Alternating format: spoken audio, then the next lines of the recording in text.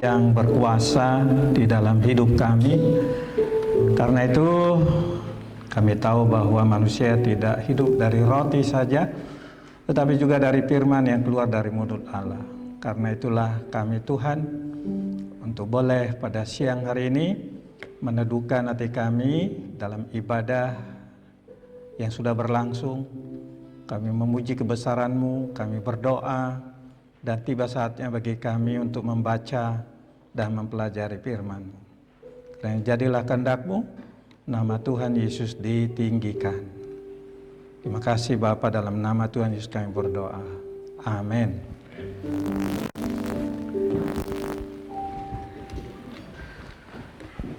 Saudara yang dikasihi oleh Tuhan kita Yesus Kristus, mari kita membuka firman Tuhan yang diambil dari Mazmur 30 ayat yang pertama sampai dengan ayat yang ke-13. Mazmur pasal 30 ayat pertama sampai dengan 13. Tema kita masih tentang Tuhan penolong. Mazmur, nyanyian untuk pentahbisan bait suci dari Daud. Aku hendak memuji Engkau ya Tuhan, sebab Engkau telah menarik aku ke atas dan tidak memberi musuh-musuhku bersuka cita atas aku. Tuhan Allahku, kepadamu aku berteriak minta tolong, dan Engkau telah menyembuhkan aku. Tuhan, Engkau mengangkat aku dari dunia orang mati. Engkau menghidupkan aku di antara mereka yang turun ke liang kubur. Nyanyikanlah mazmur bagi Tuhan, hai orang yang dikasihinya, dan persembahkanlah syukur kepada namanya yang kudus. Sebab sesaat saja ia murka, tetapi seumur hidup ia murah hati. Sepanjang malam ada tangisan, menjelang pagi terdengar sorak-sorai. Dalam kesenangan aku berkata, aku takkan goyah untuk selama-lamanya. Tuhan, oleh karena Engkau berkenan, Engkau telah menempatkan aku di atas gunung yang kokoh. Ketika Engkau menyembunyikan wajah-Mu, aku terkejut. Kepadamu ya Tuhan aku berseru, dan kepada Tuhanku aku memohon. Apakah untungnya kalau darahku tertumpah, kalau aku turun ke dalam lubang kubur? Dapatkah debu bersyukur kepadamu dan memberitakan kesetiaan-Mu? Dengarlah Tuhan, kasihanilah aku. Tuhan, jadilah penolongku. Aku yang meratap telah Kau ubah menjadi orang yang menari-nari. Kain kabungku telah Kau buka, pinggangku Kau ikat dengan sukacita, supaya jiwaku menyanyikan mazmur bagi-Mu, dan jangan berdiam diri. Tuhan Allahku, untuk selama-lamanya aku mau menyanyikan syukur bagi-Mu. Itulah firman Tuhan yang menghantar kita memahami tema Tuhan penolong pada siang hari ini.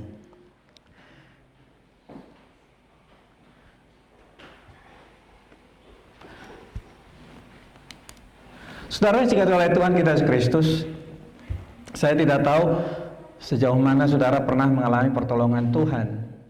Dan kalau kita lihat di dalam hidup ini ada orang yang merasa tidak butuh pertolongan. Kalau mereka masih sehat, mereka masih mampu, mereka merasa tidak butuh. Umumnya orang kalau usia 20-an, 30-an itu selalu merasa bahwa aku bisa, aku mampu, aku tidak perlu pertolongan orang lain. Tapi nanti pada usia 40, 50 mulai berpikir, kayaknya aku butuh pertolongan orang lain, karena aku sudah tidak mampu. Kapan itu? Ketika sakit penyakit datang, ketika kelemahan tubuh sudah mulai muncul, energi berkurang seiring dengan perkembangan usia. Tapi nanti di usia 60-an ke atas, mungkin dia tidak merasa lagi aku mampu, tetapi dia akan mengatakan aku tidak mampu, tetapi Tuhan mampu. Sehingga betul-betul merasakan Tuhan penolongku. Jadi pada dasarnya manusia mungkin merasa satu waktu tidak butuh pertolongan, tetapi satu waktu dia butuh pertolongan. Dan itu sebabnya Mazmur tadi menarik perhatian kita untuk melihat lebih jauh. Saudara yang dikasihi oleh Tuhan kita Yesus Kristus, kalau kita lihat di dalam Mazmur 30 ini, ketika saya temukan beberapa hal di situ, pergumulan pemazmur tampaknya sangat berat. Kalau kita lihat beberapa hal yang nampak di situ, dia menghadapi musuh, walaupun tidak disebut apa musuhnya. Karena ini dari Daud, saya bisa bayangkan imajinasi saya adalah bahwa dia menghadapi musuh, yaitu Raja Saul dan pasukannya. Karena kita tahu bagaimana cemburunya Raja Saul setelah Daud diurapi dan Nabi Samuel mengatakan pada Saul, kau sudah ditolak. Padahal sebenarnya waktu itu Saul masih mampu, tapi karena kesalahan kecil. Tapi sebenarnya juga bukan hanya kesalahan kecil, ada juga kesalahan-kesalahan sehingga akhirnya Tuhan tidak mempercayakan lagi kepada dia. Terutama saat Tuhan mengatakan harusnya dia menghabisi nyawa Raja Agag. Tetapi Raja Saul mencoba mendemonstrasikan prestasi dia di hadapan banyak orang. Raja Agag, dia rantai, dia tawan, tetapi diarak di hadapan orang. Tujuannya apa? Supaya orang melihat bahwa dia hebat. Tapi di mata Tuhan itu jahat. Sehingga akhirnya Tuhan berbicara pada Nabi Samuel, katakan, sudah selesai timing dia. Dan ketika tahu bahwa Daud diurapi, ya tentu kita tahu dikatakan di Alkitab, Roh Allah mundur dari Saul, yang terjadi adalah kebencian, iri hati. Sehingga kita tahu dalam ilustrasi ini, Daud hampir dibunuh oleh Saul. Dan terus menerus terjadilah tekanan itu. Maka dikatakan dalam ayat 2, ada muncul di sana kata, aku memuji engkau ya Tuhan sebab engkau telah menarik aku ke atas dan tidak memberi musuh-musuhku bersuka cita, kata aku. Persoalan pertama disebut kata musuh-musuh. Musuh secara fisik. Sekarang kita ada musuh, musuh tidak terlihat. COVID. Kalau dilihat itu di gambar-gambar ya. Ada mahkota-mahkotanya, tetapi sangat berbahaya. Ada musuh. Kemudian dikatakan lagi di dalam ayat berikutnya, saudara, kalau kita sudah pertemukan, dalam ayat yang ketiga dikatakan, Tuhan, aku berteriak kepadamu, aku minta tolong, katanya, engkau menyembuhkan aku. Tersirat di sini, Daud bukan hanya dikejar oleh musuh-musuh secara fisik, tapi barangkali juga sakit di hati. Karena digunakan di sini adalah kata menyembuhkan aku. Bahkan dilukiskan dalam ayat 4 seperti berada di dalam dunia orang mati. Dalam 4b dan c seperti di dalam liang kubur keadaan yang dia lukiskan. Itulah gambaran saya, Tuhan, di hadapanmu. Ya, kadang-kadang hidup seperti itu ya. Yang kita hadapi bukan hanya Daud. Mungkin yang menulis skripsi juga sekarang merasa, aduh siapa yang menolong saya? 2 anak bimbingan saya juga katakan, Pak Jabat, sudah begini, tinggal saya katakan go, baca. Kalau nggak baca mana bisa tulis gitu ya. Kalau misalnya menulis tapi nggak baca, itu namanya ngarang. Karena mengarang dengan menulis skripsi berbeda. Karena menulis skripsi ya tentu harus melalui penelitian literatur dan lain sebagainya. Tapi barangkali ada orang berseru, wah seperti berada di liang kubur. Siapa yang menolong saya? Orang yang merasa berada di liang kubur, pernah saya baca adalah secara khusus mereka yang mengalami depresi di dalam kehidupan. Saya pernah membaca buku yang berjudul Mengatasi Depresi. Dilukiskan di sana ketika orang mengalami depresi, dia seperti masuk di sumur yang dalam dan dia berteriak, tidak tahu bagaimana siapa yang menolong dia. Dia berteriak di sumur yang dalam itu, tetapi tidak ada yang tangan yang datang menolong.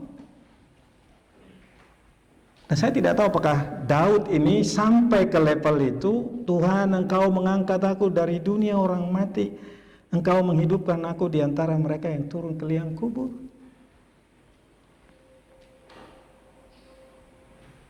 Menantu tidak dipercaya oleh mertua, sangat menyakitkan. Ya, kadang-kadang begitu ya, lingkaran dalam yang menusuk kita, bukan lingkaran luar. Lingkaran dalam itu sangat menyakitkan seringkali. Dan Daud mengalami itu dari Raja Saul, dari mertuanya. Lalu kemudian Raja Saul memerintahkan panglima-panglimanya mengejar-ngejar. Dan kadang-kadang kita tahu bagaimana Daud dilukiskan. Pernah dia berpura-pura seperti orang gila. Dan itu dilukiskan di dalam pasal 34. Ketika dikatakan di sana Daud berpura-pura tidak waras pikirannya, pasal 34 ayat 1. Sampai segitunya dia harus main sandiwara. Berhasil sih, tetapi hati begitu remuk. Itu sebabnya pasal 30 ini sangat menarik. Musuh, tantangannya. Lalu kemudian seperti dalam dunia orang mati. Kalau orang di dunia orang mati nggak bisa bikin apa-apa lagi. No work, useless. Kalau orang sudah di dunia orang mati, yang terjadi adalah tinggal pembusukan, menyatu dengan tanah. Seperti itu gambaran yang dia lukiskan. Tuhan, aku hopeless. Gambaran berikutnya dikatakan di dalam ayat yang ke-6. Sebab sesaat saja ia murka, tetapi seumur hidup ia murah hati. Dan pernah rupanya dia mengalami sepanjang malam ada tangisan. Sepanjang malam ada tangisan. Seperti dia lukiskan kehilangan orang yang dia kasihi, kehilangan ayah, kehilangan istri, atau kehilangan orang tua, ibu. Sepanjang malam ada tangisan. Saya tidak tahu kapan Anda terakhir menangis. Kadang-kadang saya juga harus menangis di hadapan Tuhan, seperti pengen lepas gitu. Tapi udah itu, tiba-tiba air mata keluar, pelong rasanya. Apalagi itu dilakukan di hadapan Tuhan, bukan di hadapan Deden.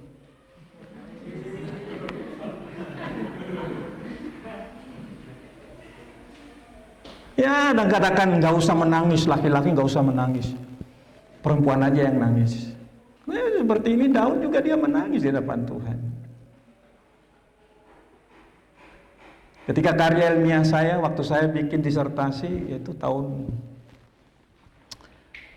saya masih ingat yang sangat beratnya itu adalah tahun 2015-2016. Aduh, itu banyak sekali rasanya lelah. Kadang saya bilang sama Tuhan, Tuhan, I cannot do this any longer. Saya nggak bisa lagi melakukannya. Tapi kemudian supervisor saya bilang, don't give up. Don't give up apa? Gua udah capek. Enak aja dia bilang don't give up. Come on, just a little more. Katanya sedikit lagi. Walah, siapa yang menolong? Kadang saya berteriak di hadapan Tuhan. Sepanjang malam ada tangisan, kata Daud. Persoalan-persoalan yang dihadapi. Kemudian apa yang dilakukan? Itu yang menarik perhatian kita. Perhatikan ayat 3. Dia berteriak minta tolong, Tuhan Allahku, kepadamu aku berteriak minta tolong. Hebat ya? Berteriak minta tolong. Saya nggak tahu di mana itu dilakukan, di kamarnya kah? Di lembahkah? Mungkin itu sebabnya Tuhan Yesus berkata kepada murid-muridnya, kalau engkau berdoa, masuklah ke dalam kamarmu, tutup pintu. Biarlah hanya kau berdoa kepada Bapamu. Jadi kalau ada mahasiswa yang pengen berdoa curhat, sudah ada ruang doa di pojok sana. Tutup itu. Kan? Udah ada. Atau minta tolong sama teman, hei kau pergi dulu sebentar 1 jam, aku mau doa, mau cry. Bisa juga. Saya membaca satu buku yang ditulis oleh seseorang yang tentang bagaimana Tuhan menjamah orang, ya, dijamah oleh roh.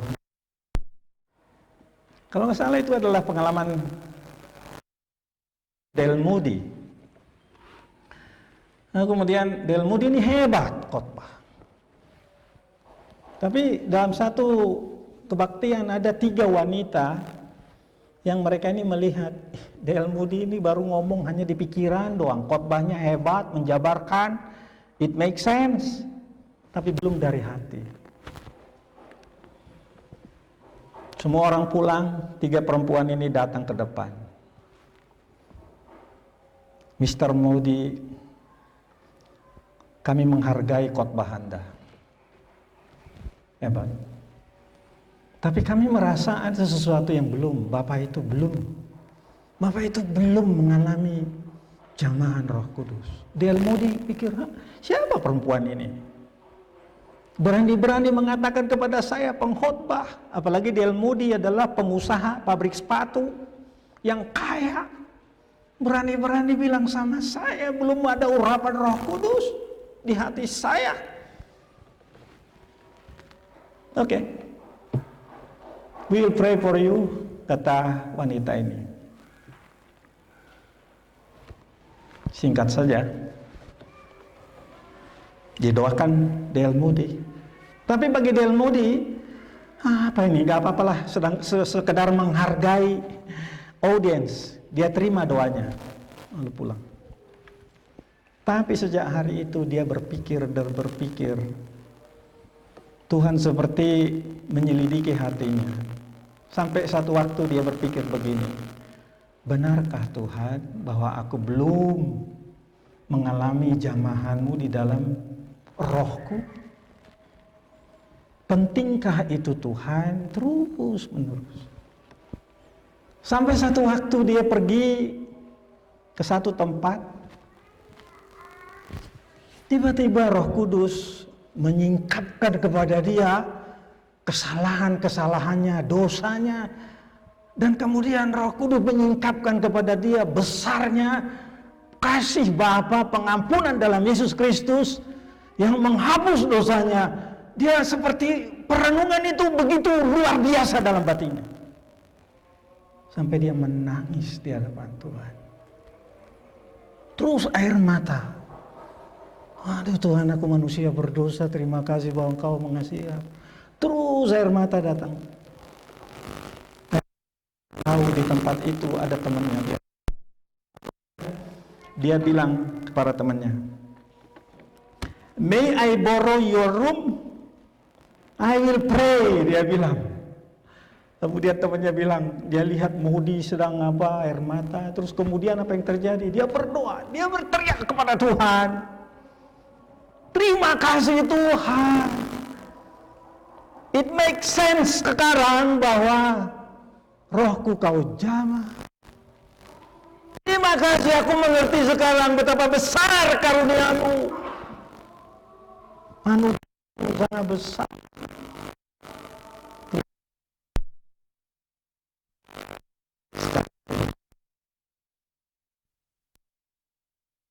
Yes Tuhan, air mata berhenti.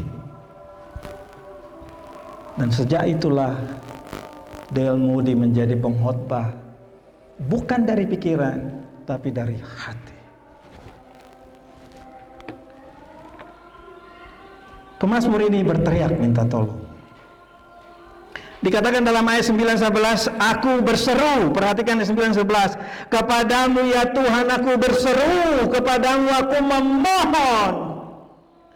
Apa artinya kalau aku mati, darahku tertumpah, kalau aku turun ke dalam lubang kubur? Apa artinya debu ini? Please help me. Lalu dibilang ayat 11, kalau isi barat nyanyian, dengar Tuhan harapanku. Dengarlah Tuhan, kasihanilah aku. Tuhan, jadilah penolongku. I don't know how, saya tidak tahu bagaimana pertolonganmu datang, tapi jadilah penolongku. Dan kemudian nampaknya dia alami. Lalu dia katakan, nampaknya dia alami dalam ayat 3 dan 4 dikatakan di sana bahwa Tuhan Allahku, kepadamu aku berteriak minta tolong. Lalu dia bilang, dikatakan, sepanjang malam ada tangisan, menjelang pagi terdengar sorak-sorai. Lalu kemudian dia menari-nari ayat 12. Pertolongan Tuhan dinyatakan dalam batinnya. Pertolongan Tuhan itu inside, dalam hati. Luar biasa, membara dalam hati kekuatan baru. Yang kemudian pertolongan itu keluar dia. Walaupun dalam hal ini dia katakan menari-nari. Tapi saya yakin Raja Daud bukan hanya menari-nari sepanjang hidupnya. Menghadapi musuh-musuhnya pun dia memiliki kekuatan. Dan kemudian aku menari-nari. Hebat banget. Aku meratap telah kau ubah menjadi orang menari-nari. Kain kabungku telah kau buka, pinggangku kau ikat dengan sukacita. Dan aku menyanyikan mazmur bagimu. Yes. Saya yakin mahasiswa juga sama. Kalau saudara menikmati seperti itu di dalam. Lawrence Crabb, penulis buku konseling, salah satu bukunya adalah Inside Out. Itu perlu dibaca oleh saudara semua. Apa yang terjadi di dalam terrefleksi keluar. Kalau di dalam itu ada pembaharuan, dikerjakan oleh Roh Allah yang hadir. Tuhan penolongku, kata Raja Daud di sini, tercurah keluar. The strength inside. Nilai dari Tyrannus menjadi hamba Tuhan yang setia. Setia itu di mana? Inside you. Cendekia itu di mana? Inside your mind. Pikiran yang selalu mau belajar. Cendekia, berhati mulia. Where is it? Di mana hati mulia? Inside you. Dan itu dialami oleh Raja Daud, menjadi hamba Tuhan yang setia, cendekia, dan berhati mulia. Apakah hanya Raja Daud mengalami seperti itu, yang berteriak minta tolong pada Tuhan? Dalam perjanjian baru, singkat saja kita buka, karena saya dinasihatkan oleh seorang ahli perjanjian lama, seniorku orang Jepang, Profesor Takia. Dia mengatakan kalau kau khotbah dari perjanjian lama, tolong tutup dari perjanjian. Jadi kututup lain di perjanjian baru. Matius pasal yang ke-14. Dikatakan dalam Matius pasal 14 ayat yang ke-22. Kita nggak baca seluruhnya. Kita lihat di sini Petrus dan kawan-kawan begitu tahu mereka menghadapi angin sakal. Perhatikan 22. Perahu murid-muridnya sudah berapa mil jauhnya dari pantai dan diombang-ambingkan gelombang karena angin sakal. Dan itu bukan siang hari, it is in the darkness, jam 3 malam. Angin sakal jam 3 malam. Pastilah Petrus dan kawan-kawan, orang Batak bilang, mate mahita, matilah kita.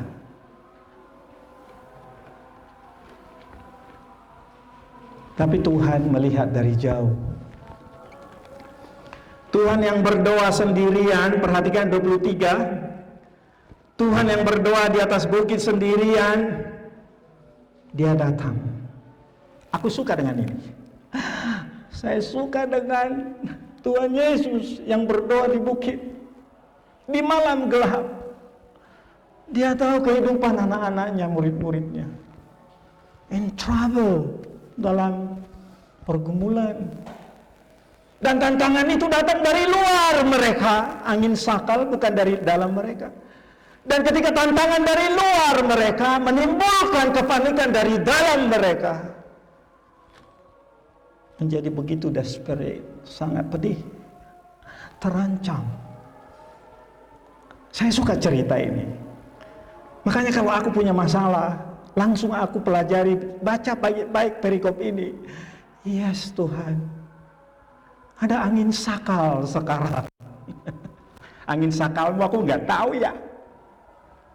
Kalau ku ceritakan angin sakalku beda dengan Deden punya angin sakal.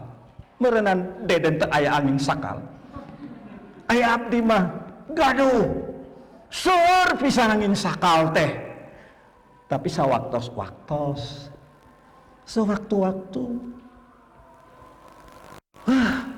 Berat. Kira-kira jam 3 malam, saya suka kata ini. Datanglah Yesus, I like it. Kalau kita sekarang pakai HP, guru SMS dulu, WA dulu, guru di mana sih? Zaman itu nggak ada WA. Tapi Tuhan itu Maha tahu. Dia datang. Dia datang melihat anaknya. Sama seperti dialami Raja Daud. Tuhan datang menolong dia. Apalagi yang dibuat oleh Tuhan? Lalu membuktikan bahwa dia datang, lalu dia berjalan, katanya di atas air. Lalu ketika murid-muridnya melihat dia berjalan, terkejut, lalu makin berseru, itu hantu, lalu berteriak-teriak. Lalu Tuhan mengatakan, no, it is not a ghost. Ini bukan hantu. I'm not a ghost. Ini aku. Yang tadi siang bikin 5.000 orang makan. Yang bisa dari 5 roti dan 2 ikan 5.000 orang makan. Ini aku. Aku Tuhan di gunung sana memberi makan 5.000 orang. Aku Tuhan di tengah badai ini. Aku suka itu. He is God in the mountain. Dia Allah di gunung memberi makan. I am God in the valley, in the darkness. Pemikiran itu bagi saya hebat. Renungkan. Kadang kita tidak tiba pada perenungan yang dalam. Lalu Petrus bilang, kalau itu engkau Tuhan, kan dia bilang, suruhlah aku datang kepadamu, berjalan di atas air. Oke, Tuhan bilang, oke, datang. Maka Petrus, for a moment, untuk sementara, dia melihat Yesus, konsentrasi, melihat Yesus, yang berkata, come. Tapi tiba-tiba dia bilang ada masalah. Tetapi ketika dirasakan tiupan angin, angin sakal itu belum berhenti loh. Dia di tengah angin sakal itu seperti dia bisa berjalan, amazing. Tapi kemudian angin sakal itu dirasakan, takutlah ia dan kemudian berteriak. Nah, di sini dia. Tuhan, tolong aku. Lalu kemudian Tuhan menolong dia dengan perkataan 2 pertanyaan. Kau yang kurang percaya, kenapa kau takut? Sedikit ada koreksi dia, sedikit ada teguran dia, tapi juga ditolong. Hebat ilustrasi ini bagi saya menggambarkan tangan Tuhan menolong. Hebat ya Tuhan Yesus, bagi saya itu luar biasa Tuhan Yesus. Kita bisa percaya kepada Dia.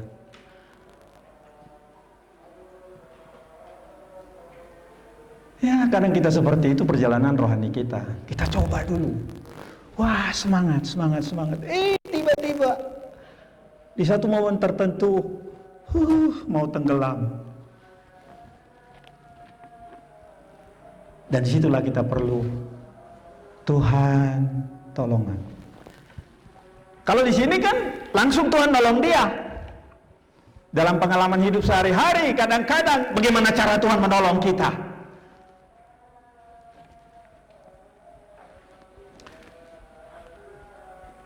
Satu waktu ketika Tyrannus mengalami kebutuhan uang, mau retreat di Lembang, saya kira itu tahun 2016 Januari. Saya masih ingat bagaimana Bendahara Ibu Sonia bilang, Pak, nggak ada uang, 17 juta, ya itu waktu itu. Padahal itu hari Jumat, sore. Dan retreatnya harus berlangsung mulai Senin. Oke, saya bilang sama Ibu Sonia dan beberapa teman saya, lupa siapa aja waktu itu, mari kita berdoa. Sore hari Jumat, mari kita berdoa. Saya bilang sama Tuhan, Tuhan terima kasih, tidak ada uang, thank you. Karena itu kami percaya bahwa Engkau akan memberi pada waktunya. Jumat malam itu saya biasa terus cemas juga, itu yang heran buat saya. Saya nggak cemas ya. Terus saya waktu itu saya kok saya nggak cemas ya. Lalu tiba-tiba malam saya dikirimi, nggak tahu WA siapa, kayaknya alumni kirim nyanyian seorang penyanyi. Kalau kamu di atas gunung, if you are on the top, you can say anything about faith. Kalau kau sedang di puncaknya, kau gampang bicara iman. Tapi ketika kau di lembah, you don't talk about faith. Kau tidak lagi bicara iman. Amburadul hidup itu. Trennya berkata apa? Ingatlah, He is God in the mountain, and He is God in the valley. For He is God in the mountain, He is God in the valley. He will help you. He will encourage you. Nyanyian hanya 3 menit. Malam lagu itu menolong saya. Terus bilang sama Tuhan, thank you. Besok akan kulihat Tuhan. Saya tidur. Bangun pagi, tiba-tiba Ibu Sonia, Ibu Bendahara bilang, Pak, ada uang sekian, lebih dari 17 juta. Yes, God, you are God in the mountain, and you are God in the valley. Oh, banyak lagi lah. Kalau ceritakan banyak. Tapi itu kan cerita baru-baru ini. Ada lagi sih baru-baru ini, macam-macam lah. Daud mengalami. Daud berubah menari-nari. Petrus ditolong oleh Tuhan. Kalaupun ada kadang-kadang masalah yang kita hadapi, lagu tadi mengatakan, yang saya putar itu mengatakan apa? He will make them right. If anything goes wrong in your life, because He is God in the mountain, He is God in the valley. If anything goes wrong in your lives, kalau ada yang salah dalam hidupmu, He will make them right. Aduh, kata-kata itu amazing. Dan saya katakan, Tuhan, akhirnya kami jadi retreat. Itu luar biasa. Banyak catatan-catatan sebenarnya. Kalau saya punya banyak catatan, pertolongan-pertolongan Tuhan. Jadi beserta Tuhan, saudara, kita akan terus ditolong oleh Dia. Jangan pernah putus asa pertolongannya. Berserulah kepada Tuhan dengan tidak jemu. Hal kecil, hal besar, masalah seksualitasmu, godaan-godaan pornografi pada dirimu yang kau tidak sanggup, minta tolong sama Tuhan. inferioritas dirimu, keminderanmu. Minta tolong sama Tuhan. Sikapmu yang belum berdamai dengan masa lalu, minta tolong sama Tuhan. Ini masalah dirimu, tolong oleh Tuhan, dibebaskan. Dan Daud hari akhirnya dia